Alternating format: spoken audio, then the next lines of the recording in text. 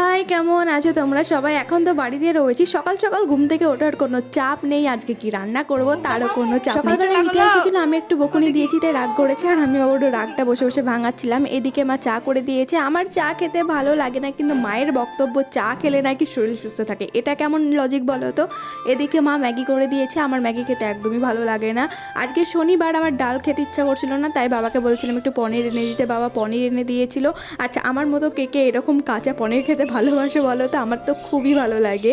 এদিকে দেখছি মেঘলা মেঘলা ওয়েদার রয়েছে, আর এদিকে আমি আজকে দায়িত্ব নিয়েছি রান্না করার, কারণ রান্না বান্না আমি একদমই পারি না, তাই ভাবছি একটু একটু রান্না শিখবো, না তো মেসে গিয়ে আমার খুবই প্রবলেম। এদিকে আমি পনির রান্না শিখছিলাম, যদিও মা সব কিছু জোগাড়জান্তি করে দিয়েছে, আমি খুন্তিটা নাড়ছিলাম। আগে থেকে ওই কাজু বাদাম চার মগজ পোস্ত এইসব বাটনা করে রেখেছিল, আর এদিকে আমি পনিরটা ভেজে বেশ কষিয়ে রান্না করেছিলাম। দেখতে যেমন ভালো হয়েছিল, খেতেও তেমন হয়েছিল।